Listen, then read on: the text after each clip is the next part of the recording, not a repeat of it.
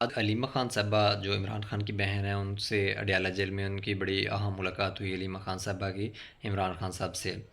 तो जब वो बाहर निकलीं तो उन्होंने एक बहुत अहम बयान दिया। सवाल पूछा गया कि क्या इमरान ख़ान साहब को माइनस कर दिया गया है? तो उन्होंने कहा हाँ, मेरे नज़दीक तो माइनस कर दिया गया है। अब इसका ज़रा बैकग्राउंड देखते हैं कि इस सवाल की वजह क्या थी। इमरान खान साहब ने कुछ टाइम पहले ये केपी गवर्नमेंट को डायरेक्शन दी थी कि 4 लोग, जिसमें केपी सीएम थे, उसके बाद उमर अयूब साहब थे, उसके बाद शिबली फराज साहब थे और तैमूर जगरा, ये 4 लोगों को उन्होंने कहा था कि वो आएँ, मुझे ब्रीफिंग दी बजट के ऊपर जो 25 का पास करना है असम्बली ने, तो उसके बाद ही केपी असम्बली उस बजट को पास करेगी। लेकिन हुआ इसके बरअक्स।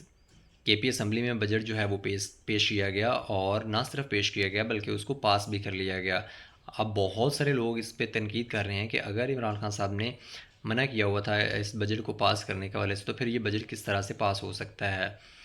अब जब बजट पास हो गया तो फिर उसके बाद इमरान खान साहब ने दोबारा से डायरेक्शंस दिए हैं कि इस बजट को पास नहीं होना चाहिए, और दोबारा कुछ जो उसमें तब्दीलियां हैं वो करके मुझे आगाह किया जाए। ना तो ये चाहिए था कि अगर इमरान खान साहब ने ये डायरेक्शंस दी थी कि जब तक ये लोग मेरे से आके मुकम्मल तौर पे मुझे आगाह नहीं करते हैं इस बजट के हवाले से, तो ये बजट पास ना हो।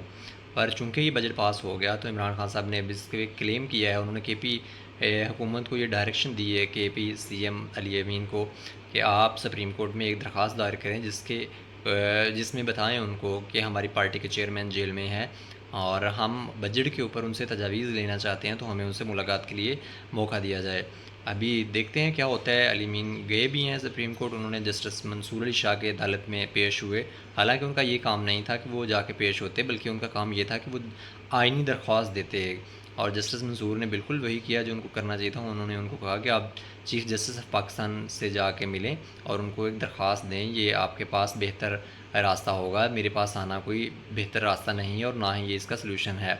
तो अभी तक ये सबसे अहम ख़बर थी, जिसके मुताबिक करीमा खान साहबा ने ये कहा कि हमारे नज़दीक अब इमरान खान साहब को केपी गवर्नमेंट ने माइनस कर दिया। जब उनकी डायरेक्शन के मुताबिक केपी असम्बली चल ही नहीं रही है और वो पार्टी के बानी चेयरमैन है, तो ये किस तरह मुमकिन है कि हम ये कहें कि इमरान खान साहब को माइनस नहीं किया गया। पहले भी जब भी एहतजाज हुए हैं तो यही कहा जाता रहा है कि जो अली अमीन साहब हैं वो दोनों तरफ, विकेट के दोनों तरफ खेलते हैं, यानी कि वो इमरान खान साहब के साथ होने का भी शो करते हैं और वो इस्टेब्लिशमेंट के साथ भी हैं। जब भी एहतजाज हुए अली अमीन साहब जो हैं वो वहाँ से गायब हो गए, वो एहतजाज को रास्ते में छोड़ के फ़रार हो गए, ऐसा मानना है पीटीआई वर्कर्स का। पर देखना ये है कि क्या इस मामले में वाकई में उनसे कोताही हुई है या नहीं हुई है। हालांकि एक दो तज्ज़िया नगार ये भी बता रहे थे कि जब ये वाक़यात हो रहे थे तो केपी असम्बली के स्पीकर को कुछ डिक्टेशंस देने की कोशिश की गई है सीएम की तरफ से, जो कि उन्होंने नहीं मानी, और फिर जाके थोड़े मामलात उनके कि इमरान खान साहब जो हैं वो पैटर इन चीफ़ हैं पार्टी के, तो एक्चुअली जो फैसला है वो तो उन्हीं का होगा। मानना भी चाहिए उनको, लोगों को, क्योंकि सीएम अगर बना हुआ है अली अमीन, तो वो उसकी जो अहमियत है वो सिर्फ इस वजह से है क्योंकि इमरान खान साहब ने उनको चुना हुआ है। तो जैसे ही वो उनको जो है वो कह देंगे कि आप सीएम ना रहें, तो वो यकीनी सी बात है वो फिर सीएम नहीं रहेंगे, क्योंकि वोट बैंक जो है वो पाकिस्तान तहरीक इंसाफ का नहीं है। सारे का सारा जो वोट बैंक है वो इमरान खान साहब का है।